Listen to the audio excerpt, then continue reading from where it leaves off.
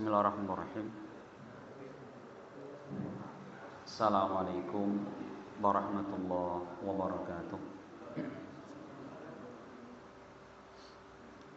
Alhamdulillah, wassalatu wassalam ala Rasulillah wa ala alihi wa ashabihi wa man tabi'ahum bi ihsanin ila yaumiddin. Wa asyhadu an la ilaha illallah wahdahu la syarika lah wa asyhadu anna Muhammadan abduhu wa rasuluh sallallahu alaihi wa ala alihi wa sallam. Qala Allah subhanahu wa ta'ala, ya ayyuhalladzina amanu taqullaha haqqa tuqatih wa la tamutunna illa wa antum muslimun. Ya ayyuhan nasu taqu rabbakumul ladzi khalaqakum min nafsin wahidah wa khalaqa minha zawjaha wa batha minhuma rijalan katsiran wa nisaa'a wattaqullaha alladzi tasaaluna bihi wal arham innallaha kana 'alaikum raqiba. Ya ayyuhalladzina amanu taqullaha wa qulu qawlan sadida yuslih lakum a'malakum wa yaghfir lakum dhunubakum wa man yuti'illaha wa rasulahu faqad faza fawzan 'azima. Amma ba'd. Ma'asyiral muslimin, Bapak sekalian rahimani wa rahimakumullah. Alhamdulillah, tanpa henti-hentinya kita mengingatkan dan mengajak untuk kita memanjatkan puji dan juga syukur kehadirat Allah subhanahu wa ta'ala, karena memang Allah subhanahu wa ta'ala zat yang berhak dan pantas serta wajib untuk kita puji. Allah terpuji dengan nama dan sifatnya yang tinggi. Allah dipuji dengan perbuatan-perbuatannya yang semua adalah kebaikan. Ya, karena Allah subhanahu wa ta'ala memiliki nama yang paling indahnya, berada pada puncak kebaikannya, sebagaimana Allah menyebutkan dalam Al-Quran, walillahil asma'ul husna fad'uhu biha. Dan Allah memiliki nama-nama yang husna. Ya, apa makna husna? Kalau diartikan baik kurang, Pak. Karena kalau baik cukup hasan, walillahi asma'ul hasan. Tetapi husna, kata ulama, maknanya adalah balighatun fil husni ghayatahu, bahwa Allah memiliki nama ya yang kebagusannya ada pada puncak kebagusan. Karena apa? Semua nama Allah itu adalah mengandung kesempurnaan. Beda dengan manusia ya. Ada orang namanya, mohon maaf ya, misalkan namanya Pak siapa? Pak Kuat. Nah, tapi enggak kuat. Gitu ya. Ada orang namanya Pak Latif. Latif artinya lembut, Pak. Tapi orangnya keras peranginya, gitu kan? Jadi beda antara nama dan sifat. Sedangkan Allah Subhanahu wa taala, maka semua namanya terkandung padanya kesempurnaan. Ketika Allah Subhanahu wa taala menamakan dirinya sebagai apa? Dzul quwwatil matin. Ya, yang memiliki kekuatan yang teramat sangat kokoh. Maka semua kekuatan yang ada di bawah kekuatan Allah Subhanahu wa taala. Ketika Allah menamakan dirinya Huwar Razzaq, dialah pemberi rizki, maka apa? Seluruh ya makhluk yang ada disediakan rizkinya oleh Allah Subhanahu wa taala. Itulah Allah Bapak sekalian. Ya, Allah dipuji dengan nama dan sifatnya. Allah dipuji dengan perbuatan-perbuatannya yang semua adalah mengandung kebaikan. Makanya para ulama ketika menyebutkan semua perbuatan Allah ini kembalinya kepada dua. Mungkin fadl, mungkin adl. Apa fadl? Fadl itu keutamaan. Allah berikan kepada seseorang nikmat berupa Islam, itu keutamaan. Allah berikan kepada seseorang nikmat berupa harta, kemudian dia gunakan harta untuk kebaikan, itu keutamaan. Allah berikan kepada seorang kesehatan, itu keutamaan. Dan terkadang Allah Subhanahu wa taala menyiksa seseorang. baik di dunia maupun di hari kiamat, itu adalah keadilan Allah. Gitu Pak ya. Jadi perbuatan Allah kisarannya cuma dua. Kalau tidak keutamaan maka keadilan. Ya, makanya kalau kita memuji Allah Subhanahu wa taala itu fungsinya. Ya, karena Islam ini adalah agama pengagungan kepada Allah. Tujuan Allah menciptakan kita untuk apa? Ibadah. Ya, wa ma khalaqtul jinna wal insa illa liya'budun. Dan tidaklah aku, kata Allah, ciptakan jin dan manusia melainkan agar mereka ibadah kepadaku. Apa itu ibadah? Para ulama ketika menyebutkan makna ibadah secara bahasa, maknanya adalah al-khudu' wa tadallul. Khudu' merendahkan diri, at-tadallul menghinakan diri. Itu Pak. Jadi kita sebagai hamba, ya hamba Allah Subhanahu wa taala, berarti apa? Kita merendah dan kita menghinakan di hadapan Allah. Ya, makanya orang-orang Arab Bapak sekalian, orang-orang Arab ketika mengatakan jalan ini sering dilewati orang, Pak. Misalkan di lapangan ya, lapangan kan hijau semua ya. Nah, ini ada warga kalau mereka mau misalkan mau ke pasar gitu ya. Mereka cari jalan pintas nih lewat tengah-tengah lapangan. Maka jalan itu otomatis akan apa Pak? Cara berkotok apa nggih? Lidik napa nggih? Nah, napa? Bekas itu ya. Nah, gitu kan. Itu orang Arab mengatakan thariqun mu'abbad. Thariqun mu'abbad, itu jalan yang sering diinjak-injak orang gitu, Pak. Itu ya. Thariq mu'abbad itu menunjukkan bahwa makna ibadah hakikatnya adalah apa? Seorang hamba dia merendahkan diri dan menghinakan diri di hadapan Allah Subhanahu wa taala. Itu hakikat ibadah yang Allah dengannya menciptakan kita semua, ya. Maka ma'asyiral muslimin wal muslimat rahimani wa rahimakumullah, ya. Insyaallah kita akan kembali melanjutkan ya penjelasan kita masih di dalam tafsir surat Al-Fatihah. Ya, sengaja kita ambil materi tafsir Bapak sekalian ya, terutama surat-surat yang sering kita baca. Karena memang kalam Allah Al-Qur'an ini sangat berbeda dengan kalam atau ucapan manusia. Tadi ya salat maghrib dibacakan surat Al-Hasyr. Jadi ayat berikutnya sebenarnya bunyinya gini, Pak. Walau anzalna hadzal qur'ana ala jabalin la ra'aitahu khashi'an mutasaddian min khasyatillah. Dan andaikan kata Allah, kami turunkan Al-Qur'an ini ala jabarin, atas sebuah gunung. Andaikan Al-Qur'an Allah turunkan pada gunung, apa yang terjadi? La ra'aitahu khashi'an, niscaya engkau mendapati gunung itu khusyuk, tertunduk, ya, mutasaddian min khasyatillah, dan hancur karena takut kepada Allah. Coba Pak, gunung makhluk yang sedemikian kokoh dan kuatnya, andaikan diturunkan kepada mereka Al-Quran akan hancur mereka. Insyaallah ya. Maka ini Al-Quran ini bukan sembarang perkataan, bukan sembarang ucapan, melainkan ucapan Allah Subhanahu wa taala. Dan insyaallah Bapak sekalian, kita akan kembali menjelaskan di dalam surat surat Al-Fatihah.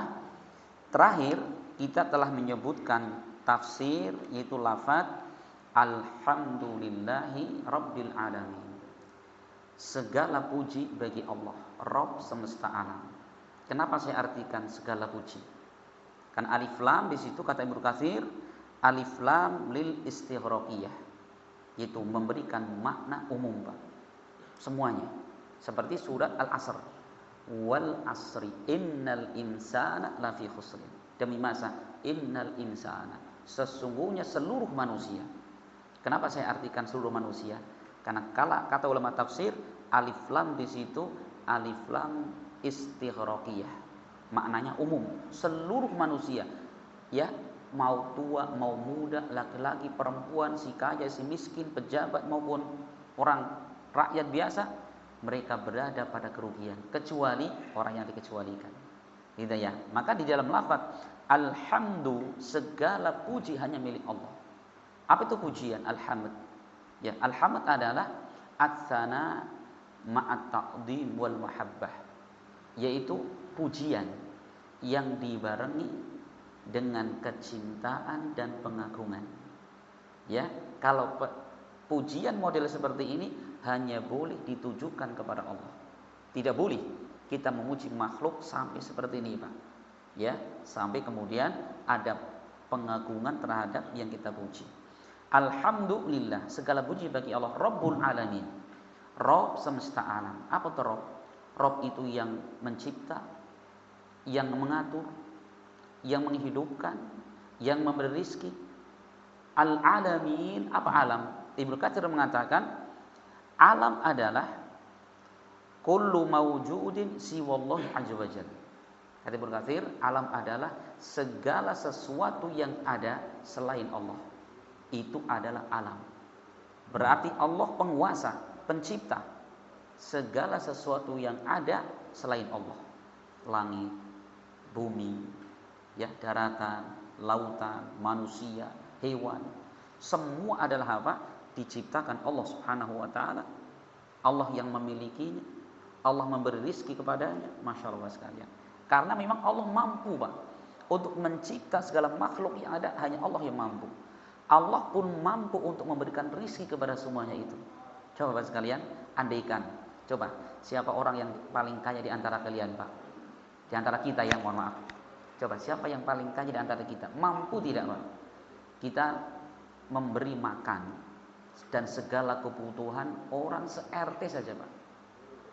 Ya, satu RT katakanlah 40 kakak, Pak, ya.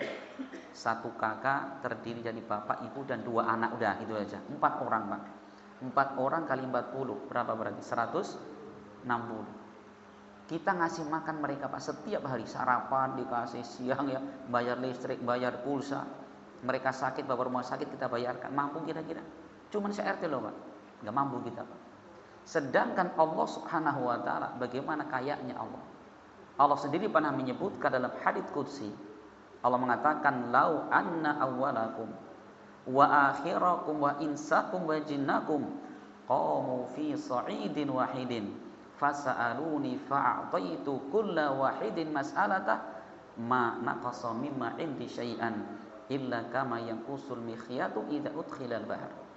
Andaikan manusia pertama yang kami ciptakan sampai manusia terakhir yang kami ciptakan, jin pertama yang diciptakan Allah dan jin yang terakhir, semua kumpul fi sa'idin wahidin, di tempat yang sangat luas, Pak.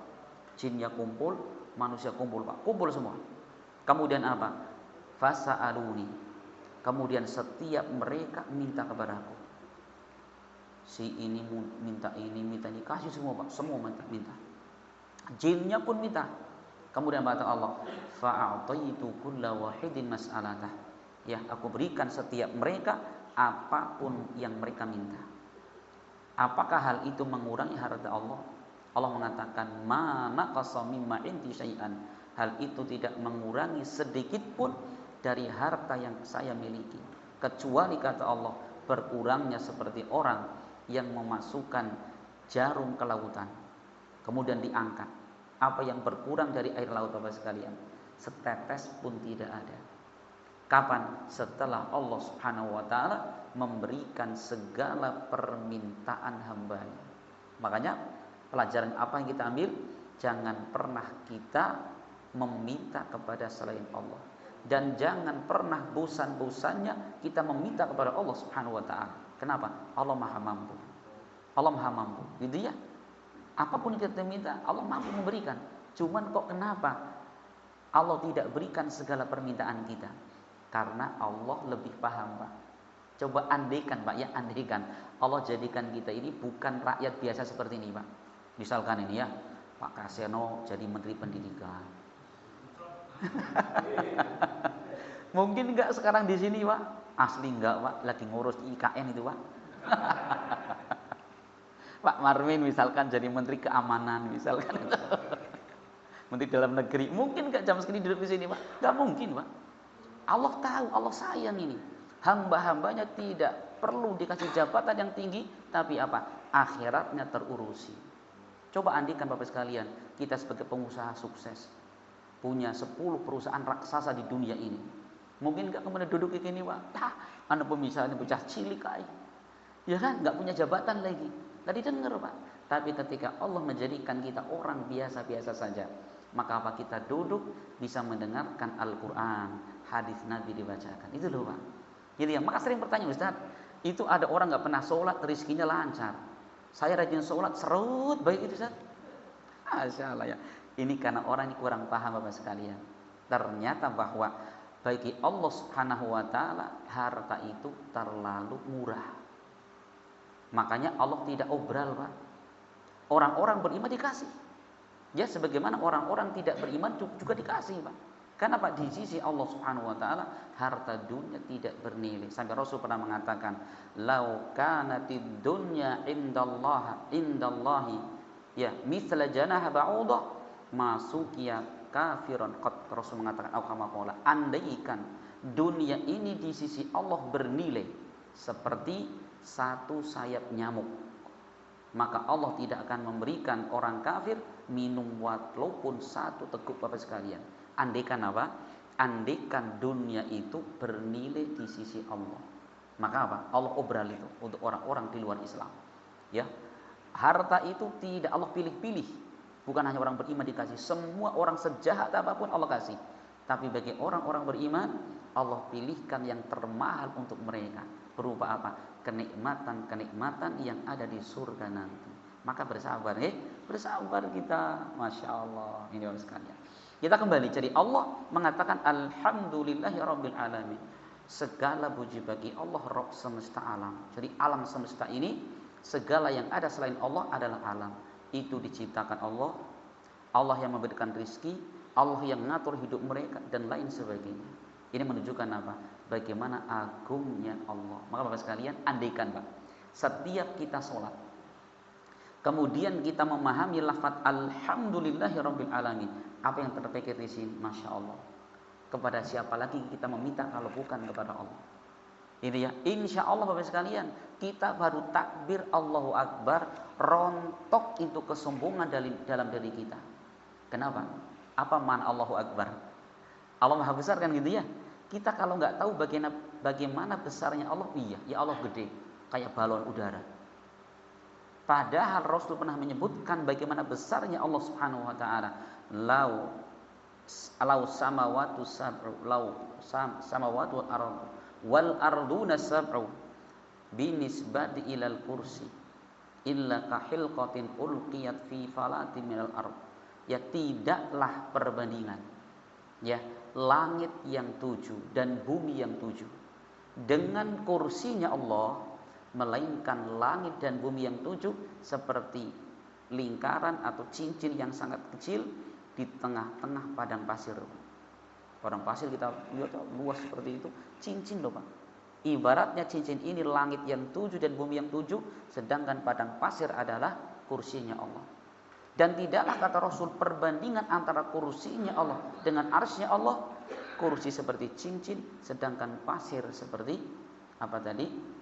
Ukar arsy-Nya Allah Subhanahu wa taala. Subhanallah. Wallahu mustawin ala arsyihi, dan Allah istiwa di atas arsy. Coba bagaimana besarnya Allah. Maka tatkala kita sholat Allahu Akbar, kita bayangkan bagaimana kecilnya diri kita ini. Ya, walaupun kita punya harta, enggak seberapa dibandingkan harta Allah itu. Mungkin kita punya jabatan, tidak seberapa dengan bagaimana kekuasaan Allah Subhanahu wa taala. Ini ya, maka kita merenungkan agungnya Allah Subhanahu wa taala, ini akan ya mewariskan sifat pengagungan kepada Allah. Ini. Jadi alhamdulillahirabbil alamin. Kemudian ayat berikutnya Ar-Rahmanir Rahim. Ini adalah kedua nama Allah. Ya, ini adalah nama-nama Allah yang kata para ulama, makna Ar-Rahman adalah Dzur-Rahmah Al-Wasi'ah. Allah adalah pemilik rahmat yang maha luas. Ya, rahmatnya Allah luas sekali, Pak. Bahkan semua makhluk yang ada Allah berikan kepada mereka rahmat. Sampai Rasul menyebutkan Bapak sekalian, innalillahi mi'ata rahmah. Allah memiliki 100 rahmat. Perhatikan, Allah memiliki 100 rahmat. Dari 100 rahmat ini Allah turunkan satu di dunia ini, Pak. Cuma satu. Yang dengan satu rahmatnya Allah ini pengaruhnya apa? Maka manusia mereka bisa berkasih sayang antara satu dengan yang lainnya. Bahkan apa? Hewan buas mereka tidak memakan anaknya sendiri. Itu baru apa? Baru satu pengaruh dari rahmatnya Allah. Terus yang 99 di mana? Yang 99 Allah simpan dan sediakan nanti untuk orang-orang beriman yang ada di dalam surga. Masya Allah sekalian, cuma satu rahmatnya Allah. Anak bisa begitu sayang sama orang tuanya, orang tuanya begitu sayang kepada anaknya, sampai hewan tidak makan anaknya sendiri. Ternyata apa itu? Itu baru satu pengaruh dari rahmatnya Allah. Yang 99 Allah sediakan untuk orang-orang beriman nanti di dalam surga. Maka tidak terbayang, Pak, ya, bagaimana kasih sayang orang-orang beriman kelak di dalam surga. Insyaallah ya, nggak ada orang iri, dengki, permusuhan, nggak ada itu, Pak. Nggak ada orang rebutan batas tanah, nggak ada, Pak. Nggak ada orang pukul-pukulan gara-gara bal-balan, nggak ada, Pak. Dia bal-balan antar RT, pukul-pukulan, nggak ada di surga, Pak. Masya Allah ya. Iya, ini Bapak sekalian. Karena Allah menyebutkan dalam ayatnya ketika orang-orang hendak masuk surga, wa naza'na ma fi sudurihim min ghillin ikhwanan ala sururi mutaqabilin. Kami angkat segala kebencian dan dendam di hati mereka, ya, sehingga kami menjadikan mereka saling bersaudara ala sururi mutaqabilin. Mereka duduk di atas dipan-dipan mereka dan saling berhadapan. Apa mana berhadapan, Pak? Karena mereka sudah cocok hatinya, Pak. Coba kalau kita lagi musuhan sama orang, Pak. Ketemu di jalan, milih jalan lain, ya Pak ya. Ketemu di muka lah, gitu. Itulah. Tetapi penghuni surga Allah gambarkan apa? Mereka saling berhadapan, tanya kabar. Berumur Pak, sehat Pak, gitu. Subhanallah ya. Itulah. Karena apa? Begitu luas rahmatnya Allah. 99 Allah siapkan untuk hamba-hambanya di surga. Kemudian Bapak sekalian, ayat berikutnya, ayat keempat, Allah mengatakan Maliki Yaumiddin. Allah adalah Malik pada hari Ad-Din. Nanti saya jelaskan. Apa itu Malik? Kata Ibnu Katsir, Malik itu ada dua makna.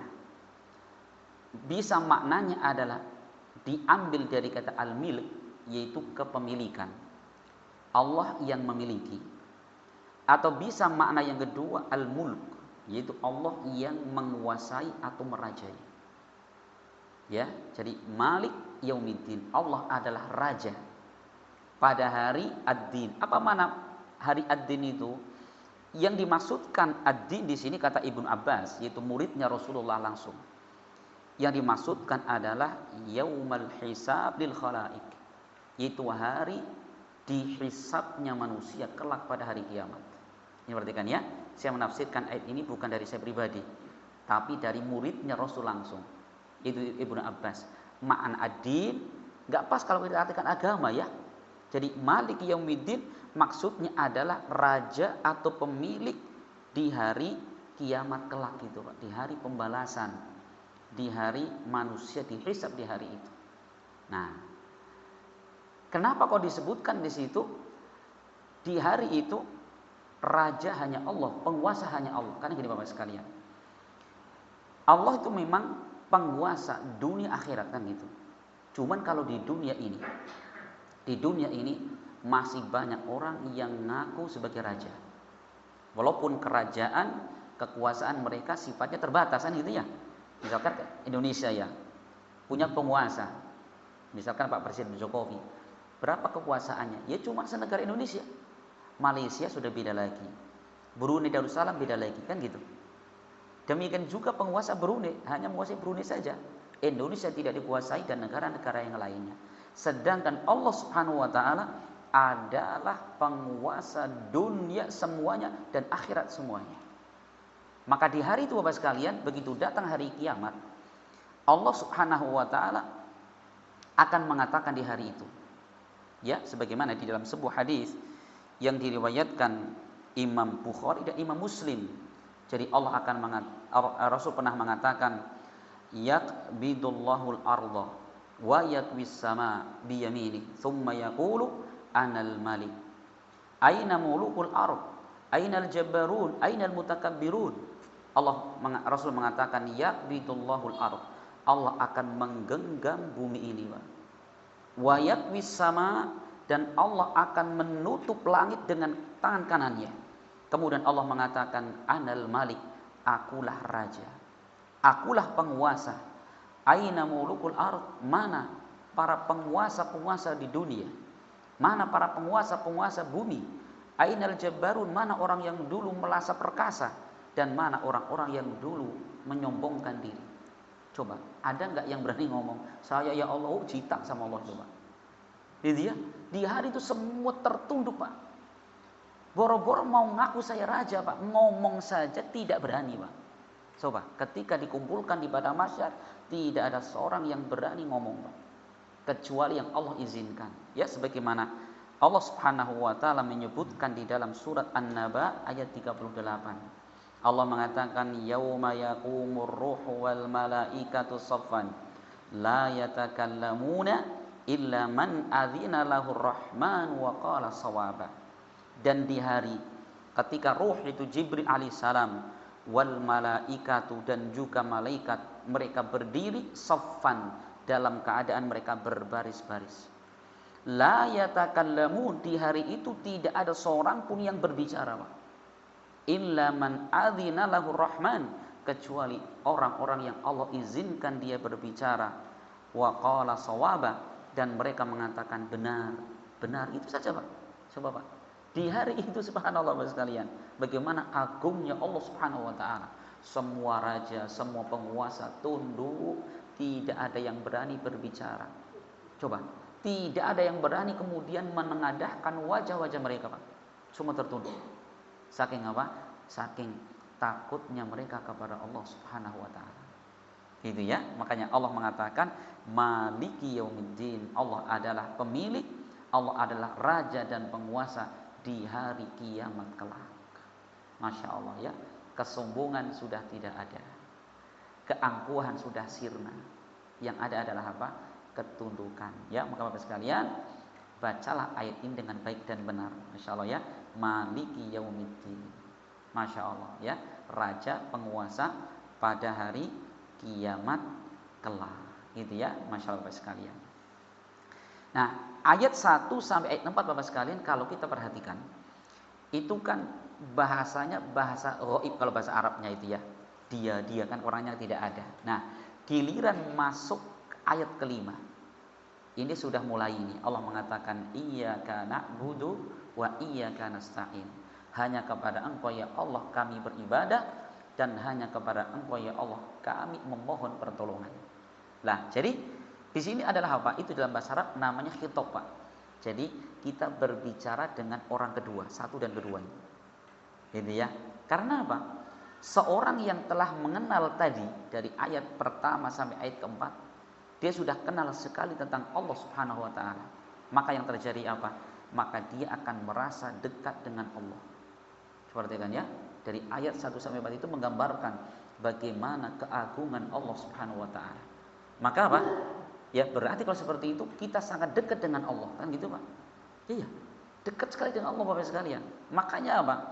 Allah pernah mengatakan ya dalam ayatnya, wa idza sa'alaka ibadi anni fa inni qarib ujibu da'watad da'i idza da'an. Ya Rasul, wa idza sa'alaka ibadi, jika ada hambaku bertanya kepadamu tentang aku, kata Allah, fa inni qarib, maka jawablah sesungguhnya aku adalah dekat. Ujibu da'watad da'i idza da'an, aku akan mengabulkan doanya jika dia berdoa kepadaku. Masya Allah. Ini adalah apa? Makna-makna apa? Kedekatan kita dengan Allah Subhanahu wa taala. Jadi Allah itu tidak jauh Bapak sekalian. Bahkan Allah itu mengetahui segala apa yang kita ucap, segala apa yang kita perbuat, bahkan segala apa yang terbesit dalam hati kita. Allah tahu. Maka Allah mengatakan wa huwa alimun bidzatis sudur, dan Allah Maha mengetahui apa yang ada di dalam hati seorang hamba. Tahu, Pak? Insyaallah ya. Ya. Nah, di ayat kelima ini Bapak sekalian, kita cermati ayat ini ya. Jadi indah sekali, Pak. Allah mengatakan iyyaka na'budu. Harusnya secara gramatika bahasa Arab harusnya gini, Pak. Na'budu iyyaka. Harusnya gitu, Pak. Jadi dalam bahasa Arab susunan ada dua. Ada kalimat fi'liyah, ada kalimat ismiyah. Ini termasuk jumlah atau kalimat fi'liyah, kata-kata kerja, Pak. Harusnya dalam bahasa Arab fi'il, fa'il, maf'ul, kan gitu. Di sini tidak, Pak. Di sini Allah mengatakan iyyaka na'budu. Iyyaka itu maf'ulun bihi, objek berarti ya. Objek gitu, Pak. Harusnya objeknya di belakang. Tapi Allah mengatakan iyyaka na'budu. Harusnya na'budu iyyaka. Apa maknanya Bapak sekalian? Kaidah para ulama tafsir ketika menjelaskan hal seperti dan semisalnya, mereka mengatakan takdim ma haqquhu ta'khir yufidul hasra wal ikhtisas. Mendahulukan sesuatu yang seharusnya diakhirkan memberikan faedah pengkhususan dan pembatasan. Makanya saya tadi terjemahkan, hanya kepada Engkau ya Allah kami beribadah. Hanya kepada Engkau ya Allah kami beribadah. Maka apa makna di situ? Makna mentauhidkan Allah Subhanahu wa taala. Bapak sekalian rahimani wa rahmakumullah. Para ulama di zaman dahulu mereka mengatakan bahwa Al-Qur'an yang terdiri dari 114 surat itu, Pak. Ternyata apa itu? Itu dirangkum di dalam surat Al-Fatihah.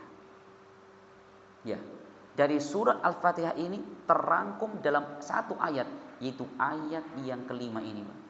Iyyaka na'budu wa iyyaka nasta'in. Makanya Al-Imam Ibnu Qayyim, masyaallah sekalian, beliau punya kitab, Pak. Namanya Madarijus Salikin, berjilid-jilid itu, Pak. Kitab tentang apa itu?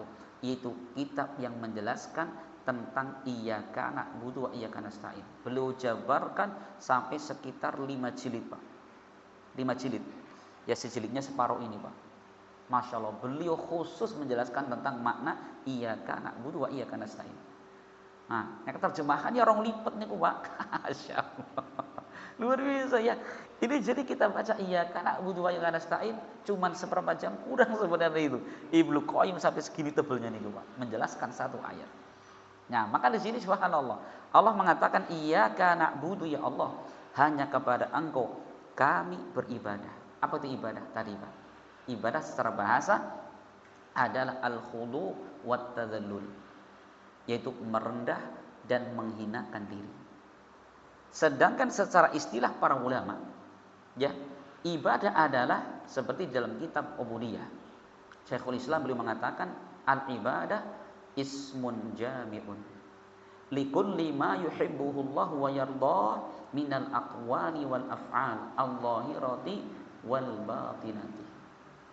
Ya, artinya yaitu ibadah adalah sebuah nama yang mencakup segala yang Allah cintai dan Allah ridhoi, baik ucapan maupun perbuatan yang nampak maupun tersembunyi gitu, Pak. Jadi kalau kita memaknai ibadah itu jangan hanya sekedar mohon maaf duduk di masjid baca Al-Qur'an. Ya betul, itu bagian ibadah.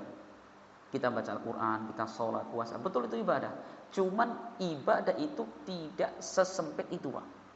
Tapi ibadah kata beliau adalah sebuah nama yang mencakup segala yang Allah cinta, Allah ridho kepadanya. Ucapan maupun perbuatan, ya baik nampak maupun tersembunyi. Makanya ini masya Allah Bapak sekalian, kalau kita paham makna ibadah seperti ini, kita bisa, Pak, kita matanya merem, lisannya tidak berbicara, tapi kita sedang ibadah. Yaitu apa? Zikir kepada Allah dengan hati. Ya, kita duduk, ya orang tahu kita duduk mungkin di meja rumah ini. Bukan ngelamun, kita lagi mikir, masya Allah ya, Allah menciptakan burung kayak gitu ya.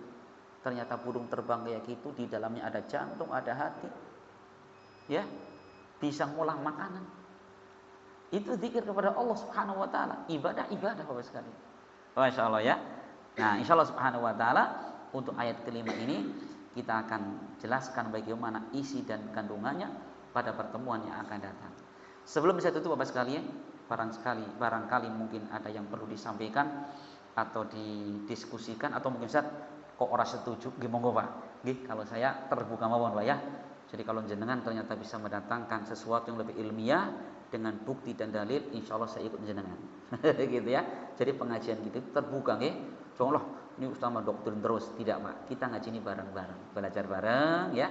Kita sama-sama untuk mudzakarah ilmu ya, saling mengingatkan di dalam masalah ilmu. Monggo Pak, barangkali ada yang disampaikan. Ampun berundul nang buri. Aman Pak nggih? Berarti kalau tidak pertanyaan berarti dianggap aman gitu Pak ya. Semoga bermanfaat dan semoga Allah Subhanahu wa taala memberikan kepada kita ilmu ya yang bisa menguatkan iman dan takwa serta pengagungan kita kepada Allah Subhanahu wa taala. Saya mohon maaf atas segala kekurangan dan saya ucapkan terima kasih atas segala perhatian dan kehadiran Bapak sekalian dan kita akhiri subhanakallahumma bihamdik asyhadu an la ilaha illa anta astaghfiruka wa atubu ilaik. Assalamualaikum warahmatullahi wabarakatuh.